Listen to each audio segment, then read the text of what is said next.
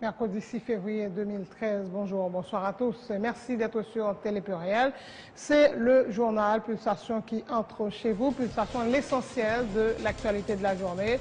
À la une de l'actualité, justement, les États-Unis veulent que les élections se déroulent cette année en Haïti. Tel est le message ce mercredi de la chef de cabinet du secrétaire d'État américain, Thierry Mills, et de l'ambassadrice Pamela White au président de la Chambre des députés et du Sénat de la République. Les États-Unis sont prêts à contribuer à hauteur de 10 millions de dollars américains à l'organisation d'un scrutin crédible, transparent et démocratique. En Haïti, prévient Pamela Ann White.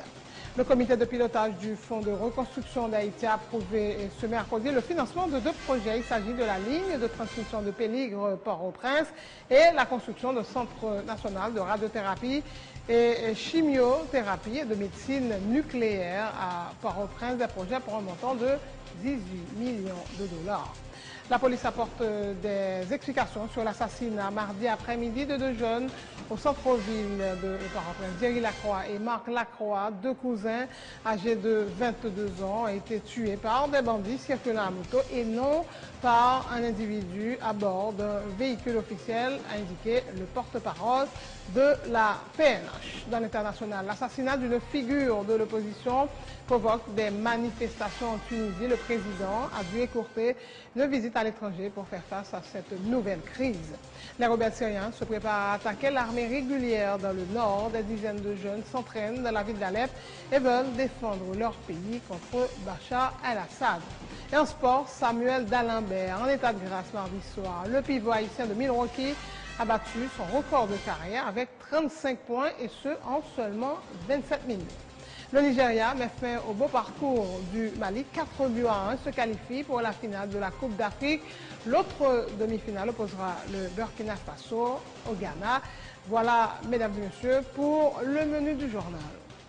Ou c'est fanatique boule qui a roulé tout partout, ou remettre toute discipline dans la sport, ou vous voulez soumettre en discussion avec amis pour tout ça qui concerne l'actualité. Vous avez un bon jambette sur toute équipe, entraîneur, joueur, pour qu'on ait l'AE en forme, l'AE en baisse. Il y a un bon jeu d'information avec précision sur le mouvement de transfert dans mi-temps équipe. Point boule, sur Télé Pluriel, chaîne 44, chaque lundi, 8h du soir pour 9h30. Même émission ça, on peut regarder encore chaque jeudi, sorti 4h pour arriver 5h30. Point boule, une émission avec 2 plus gros noms dans la sport en Haïti. Rudi Sanon, avec Ralph Francis.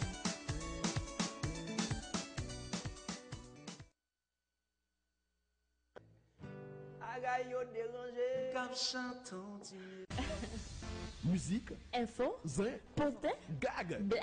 Aujourd'hui, c'est le jour. Gabon zin. Allô? Mr. M. VIP, variété info plaisir. Tous les vendredis 8h du soir, reprise dimanche 6h du soir et mardi midi sur Télé Pluriel, la chaîne 44. VIP, l'anti-stress absolu. L'année qui porte 365 jours, c'est une année homosexuelle. VIP, le meilleur du divertissement sur la chaîne 44.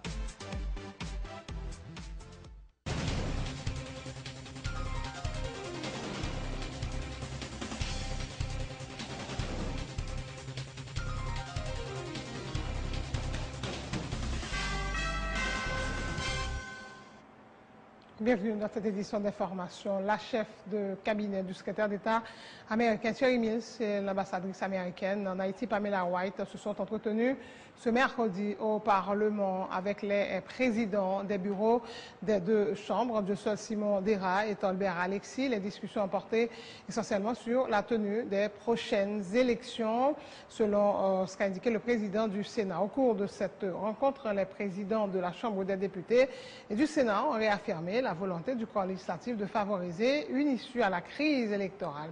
Thierry Mills va être en charge du dossier d'Haïti au département d'État, selon ce qu'a rapporté Jean Tolbert Alexis, tour à tour le président du Sénat et celui de la Chambre des députés.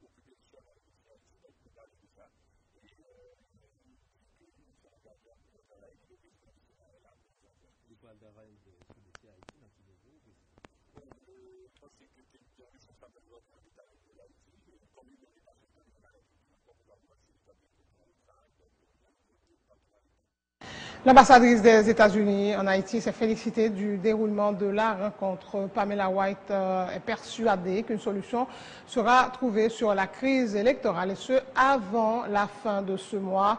Les élections doivent avoir lieu avant la fin de cette année, a martelé la diplomate. Les États-Unis sont prêts à contribuer à hauteur de 10 millions de dollars américains à l'organisation de scrutins crédibles, transparents et démocratiques, prévient Pamela White.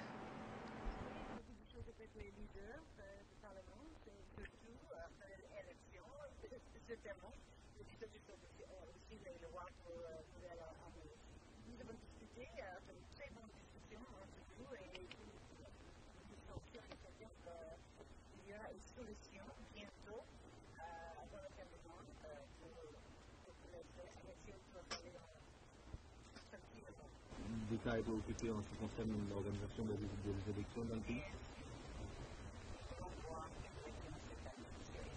La contribution des États-Unis en termes monétaires. Si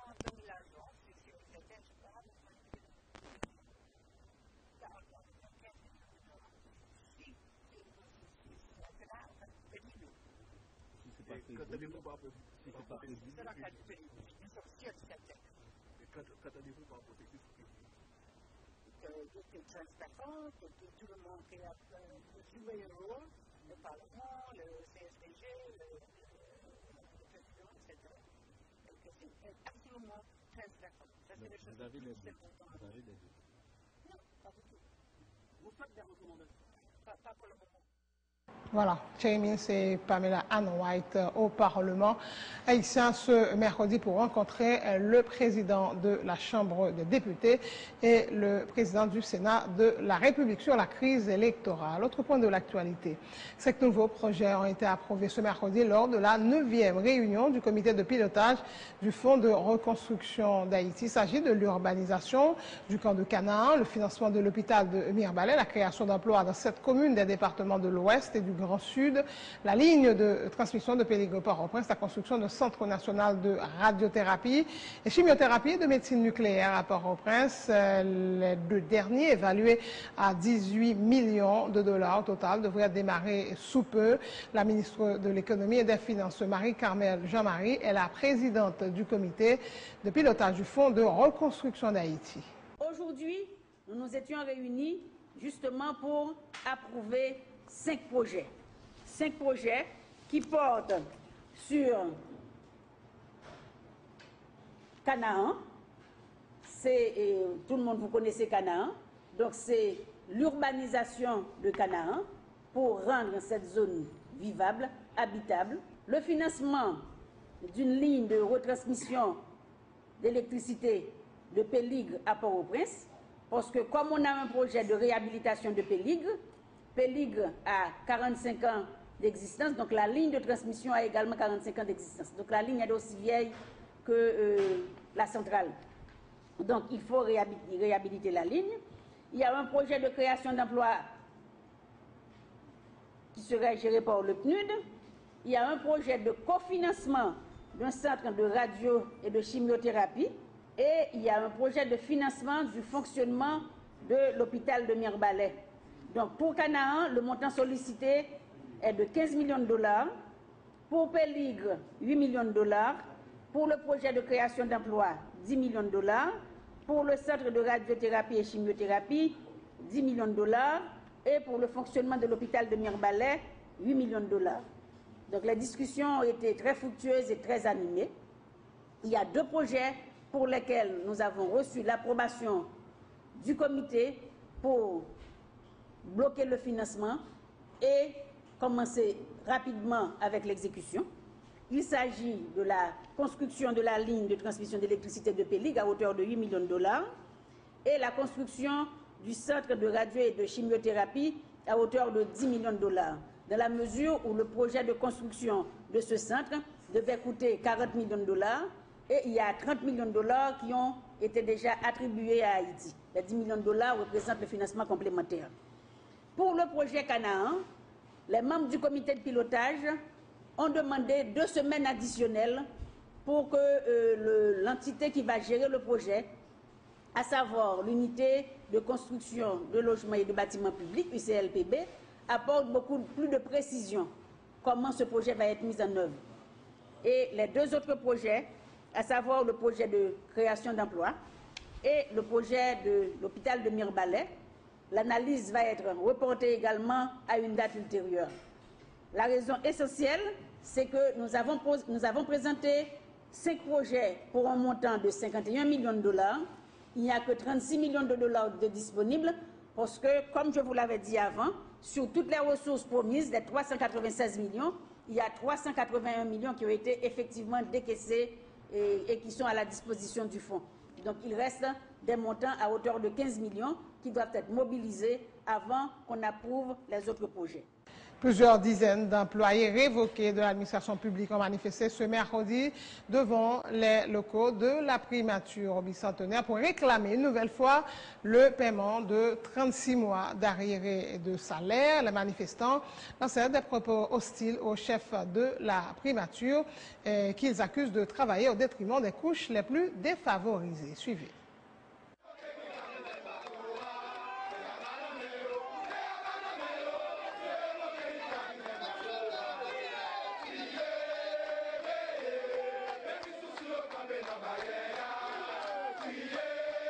Petit nous pas à l'école, nous pas à payer, nous pas à manger. C'est l'État ici que pour nous. Jusqu'à présent, nous avons l'attaque toujours. Nous pas qu'on sortir en bateau. Jusqu'à présent, nous pas bon nous. Nous pas payé nous pas dit l'État bon nous ça y est nous. Il y a un incident qui passait là, pendant nous venons demander la mort. Résultat nous, parce qu'il y a demandé nous liste. Nous ne pouvons pas contrôler pour les listes que nous baillons. Mais je dis à décider pour nous demander la mort. Qui ça leur fait avec le voter nous? Il y en a tout dit la mort. Il y a encore jamais qui m'ont révoqué le kidnapping. Au début de tout, ça a duré. Nous ne pouvons jamais nous le kidnapping. D'ailleurs, c'est l'État qui doit nous travailler. Et c'est l'État au moins qui a révoqué nous illégal. Moi, je révoqué depuis juillet 2007. Moi, j'ai 7 petits mouns pour aller à l'école. Depuis que je petit monde pour aller faire payer, si vous ne venez pas à l'école, et que vous n'êtes là, on ne peut pas à l'école, même manger, je ne peux pas à et que demander au gouvernement lui-même pour faire le nécessaire pour nous une convocation de 36 mois. Après que la firme brésilienne OAS a décidé de résilier son contrat avec l'État haïtien pour la construction de la route K-Jérémie, les travaux ont été confiés à la firme dominicaine Estrella. Une rencontre est prévue ce jeudi entre le Premier ministre, les responsables de la compagnie et les autres acteurs impliqués dans le cadre de la construction de cette route, a indiqué le Premier ministre Laurent Lamotte. Des techniciens d'Estrella devraient se rendre sur place sous peu pour la reprise des travaux qui doivent durer 12 mois. Si l'on en croit le Premier ministre qui annonce par ailleurs des travaux de réparation au niveau de l'aéroport de Jérémie. Route Jérémie, côté que nous faisons un bilan de situation, côté que sur route là, nous gagnons une compagnie Estrella que nous tous connaissons qui eux-mêmes fait route nationale numéro 1. Vous faites frère, si vous faites parc industriel Caracol, eh bien, yo même, il y a venu sous dossier, il y a fait toute étude, il y a les équipes sous terrain, qui a fait étude, CNE lui-même, l'a fait un bout de temps, l'a fait 13 km de la ligne en sous dans la travail, et c'est après le faire reste route là, et résultat, il promet nous, une fois que toute expropriation est faite, nous avons là dans 12 mois. Donc, moi, je qu'on rencontre ici à demain matin à 10h avec tout acteur, inclus Banque interaméricaine de développement et ACDI, pour que nous tous nous chita et nous tous nous gagnons, nous partions à partir de même document qui parle un chronogramme et une matrice de responsabilité pour chaque partie. Parce que le problème où ça particulièrement, c'est que vous avez plusieurs intervenants, vous avez BID, vous avez TPTC, vous avez un ancien contracteur qui est les OAS, ou un nouveau qui est les STRIA, ou un CNE, ou un ACDI. Donc, en réalité, il y a différentes parties dans l'équation. Donc, nous demandons toutes parties au vin là, et puis nous mettons d'accord sur un document qui prend une feuille de route pour tout le monde, côté l'éclair, qui est responsabilité de chaque monde, et l'État tout. Dans l'expropriation, nous avons responsabilité nous pour faire l'expropriation pour que nous avancer et rapide. Nous parlons tout de l'aéroport Jérémie, nous parlons de WAV Jérémie et nous parlons de l'électrification ville là. Pour l'aéroport, nous avons approuvé depuis juillet 2012 dans la résolution Petro-Caribé un budget pour refaire l'aéroport et pour refaire plus d'atterrissage Jérémie avec un petit terminal, WAF la même bagaille et électrification ville là, même bagaille. Donc nous avons un budget qui est approuvé. Donc EDH, là, travail, il faut l'acheter, c'est 5 MW liés, il faut l'acheter génératrice pour libérer la production thermique. Donc il faut l'acheter équipement pour que la génération soit faite rapidement. Le porte-parole de la PNH a apporté des explications sur l'assassinat mardi après-midi de deux jeunes au centre-ville. Jerry Lacroix et Marc Lacroix, deux cousins âgés de 22 ans, ont été tués par des bandits circulant à moto. Une autre personne qui accompagnait la victime a été grièvement blessée par balle, selon le commissaire Franz Leurbourg, qui rejette les allégations selon lesquelles ces deux jeunes ont été tués par un individu à bord d'un véhicule officiel. Aucune arrestation n'a été effectuée. Une enquête est ouverte en vue de faire le jour sur ce double meurtre, indique le commissaire Franz Leurbourg. Je confirme matin, alors je n'ai pas de détails sur que c'était Negamoto qui fait, mais c'est Negamoto qui vraisemblablement a tiré deux jeunes garçons, Jerry Lacroix avec Marc Lacroix, deux jeunes garçons 22 ans, qui c'est Negafou. Il y a Roselyne Saint-Val, qui est censée cousine Yoto, qui prend une balle dans la jambe.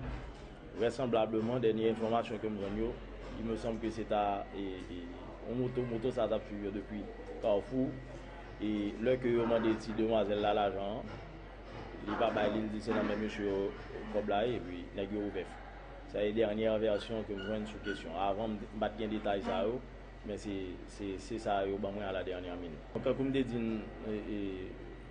ponctuellement me dit que gain une enquête qui ouvert mais bandi yo tirer monsieur aller si on finit tirer monsieur dans zone pourquoi pour côté de se changer chèque dans fond causer et yo tirer monsieur et puis aller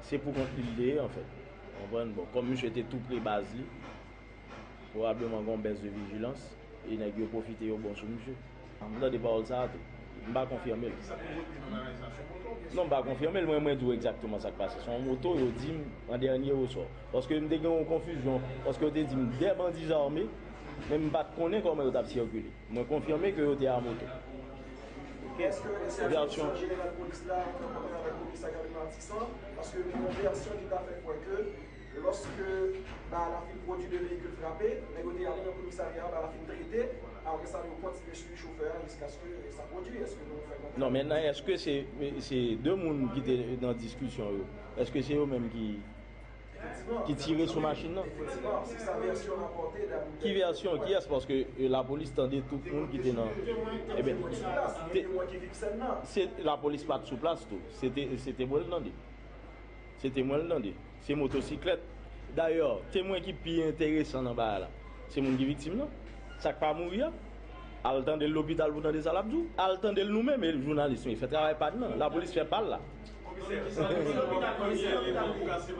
pardon samedi là moi m'bat même kon si gen lui-même et monsieur qui mourir bat même comme ça c'est un matin on va pas prendre que c'est cousin qui mourir c'est cousin petit monsieur tu vois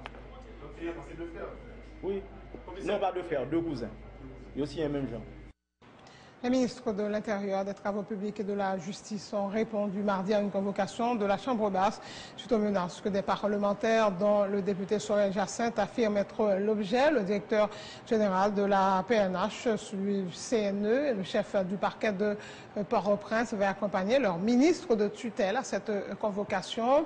Le ministre de la Justice, maître Jean-Ronel Sanon, a affirmé avoir passé des instructions pour que des dispositions soient prises pour garantir la sécurité des parlementaires, notamment ceux directement concernés. Il affirme que le dossier suit son cours au cabinet d'instruction. Allô, allô. C'est bon, allô. Non, allô. Comme député sénal parlait de un certain allô, qui a obligé le droit. Alias, allô, soit. Mais qui a obligé le droit après les députés dans le téléphone pour faire danse, parce que ce qui a comme particularité de tout ça, c'est qu'il s'agit de députés. J'ai vite fait de contacter le commissaire du gouvernement et le tribunal de première instance de Jérémy, de telle sorte que, au moment où je vous parle, l'action publique a été déjà mise en mouvement contre les concernés. Donc le dossier est par devant le cabinet d'instruction. Et vous savez, depuis le dossier de mon cabinet d'instruction, j'ai plus le pouvoir d'intervention, sinon que je suis observé, le cas échéant, s'il y a un dérèglement, j'interviens pour mettre de l'ordre. Le commissaire du gouvernement, on passe aux instructions formelles pour veiller à ce que sécurité député a assurée et quel que soit malfaiteur, délinquant, le commissaire du gouvernement de Jérémy, maître Bergenot Sylvain, confirme que la plainte déposée par le député Sorel Jacinthe a été acheminée très rapidement au décanat du tribunal pour les suites nécessaires. Honorable député, permettez-moi de vous rappeler particulièrement les actes déposés par le parquet de Jérémy dans le cadre de ce dossier. Et le député l'a bien dit dans son exposé, c'est le tribunal de paix du Mont qui a été dans un premier temps saisi. L'incident s'est produit le 23, on a rédigé une lettre de plainte le 24 et nous l'avons reçu au parquet de Jérémy le 30. Et nous avons donné accusé de réception à celui qui a déposé la plainte. Nous avons traité la plainte au niveau du parquet et voir la suite qu'il faut donner. Et le 31, la plainte a été acheminée au décanat du tribunal civil de Jérémy pour suite de droit. Et aujourd'hui, j'ai avec moi la copie du réquisitoire qui a été adressé au décanat et le dossier porte le numéro 294-13. Réquisitoire de formulaire. Et au moment où nous parlons, comme l'a signé le ministre, le dossier n'est pas devant qui débat. Et j'ai un député à ce le dossier a demandé en mesure d'instruction. Nous-mêmes, dans le niveau parquet, nous avons saisi après l'agresseur. On n'a pas le juge qui est placé pour mener l'enquête. Nous voyons, côté législatif, a dit que nous voyons pour enquête capable d'aller plus profondément. Donc,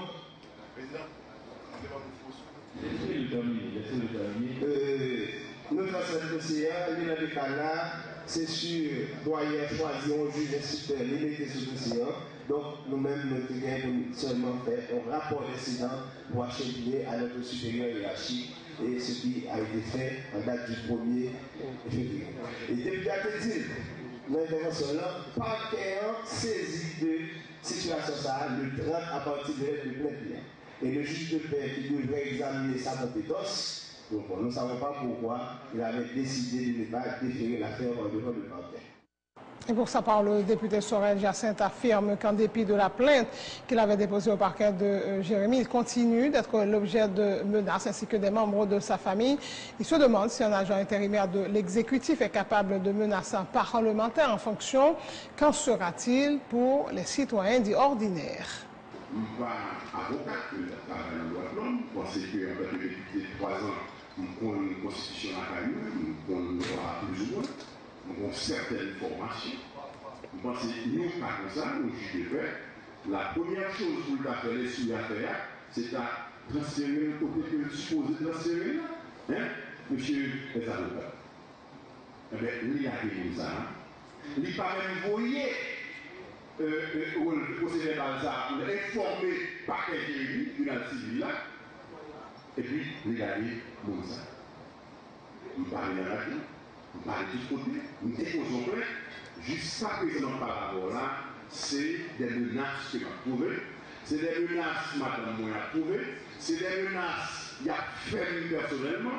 Aussi, vous ne m'entendez pas volontaire, à 10 devant, devant tout le monde. Et en même temps, le lendemain, il est saboté, menace à continuer, en face, mon avec l'argent intérimaire, devant le tout, témoin, pour menacer comme ça, et le seul citoyen. Voilà, chers collègues, monsieur le ministre, les membres du gouvernement, monsieur le directeur général, chers collègues, voilà les faits que vous présentez. Donc, le président toujours parlé de droit de l'homme. Il a parlé de 5 E. Parmi les 5 E, c'est état de droit. Voici un fait qui est témoin, qui chita sur des écrits avec des personnes connues et avec des témoins. Et jusqu'à présent, monsieur Monté descend en dedans paquet, il connaît, et madame Monté, il y a un paquet, il a fait mandat pour l'autre monde, parce qu'on a des poids de défaite pour réfléchir et faire. Il y a un commissariat, il a insulté devant le monde national et international, maintenant, tribunal, la caille, il a encore insulté et vous ne bien arrivé. Donc, chers collègues, monsieur le ministre, maintenant, état de droit, il faut mettre en bonne forme, on va regarder, est-ce que ce pays n'a retourné dans la dictature encore, ou bien nous allons aller vraiment vers le processus démocratique. Je rappelle des titres avant de prendre congé de vous. Les États-Unis veulent que les élections se déroulent cette année en Haïti. Tel est le message ce mercredi de la chef de cabinet du secrétaire d'État américain Thierry Mills et de l'ambassadrice Pamela White au président de la Chambre des députés et du Sénat. Les États-Unis sont prêts à contribuer à hauteur de 10 millions de dollars américains à l'organisation de scrutins crédibles, transparents et démocratiques en Haïti, prévient Pamela White. Le comité de pilotage du Fonds de reconstruction d'Haïti a approuvé ce mercredi le financement de 2 projets. Il s'agit de la ligne de transmission de Péligre Port-au-Prince et la construction d'un centre national de radiothérapie et chimiothérapie et de médecine nucléaire à Port-au-Prince, des projets pour un montant de 18 millions de dollars. La police a apporté des explications sur l'assassinat mardi après-midi de 2 jeunes au centre-ville. Jerry Lacroix et Marc Lacroix, 2 cousins âgés de 22 ans, ont été tués par des bandits circulant à moto et non par un individu à bord d'un véhicule officiel, a indiqué le porte-parole de la PNH, le commissaire Franz Lerbourg. Dans l'international, l'assassinat d'une figure de l'opposition provoque des manifestations en Tunisie. Le président a dû écourter une visite à l'étranger pour faire face à cette nouvelle crise. Les rebelles syriens se préparent à attaquer l'armée régulière dans le nord. Des dizaines de jeunes s'entraînent dans la ville d'Alep et veulent défendre leur pays contre Bachar el-Assad. Et puis en sport, Samuel D'Alembert, en état de grâce mardi soir. Le pivot haïtien de Milwaukee a battu son record de carrière avec 35 points et ce en seulement 27 minutes. Et le Nigeria met fin au beau parcours du Mali. 4-1 se qualifie pour la finale de la Coupe d'Afrique. L'autre demi-finale opposera le Burkina Faso au Ghana. Merci de votre attention et excellente suite de programme sur Télé Pluriel.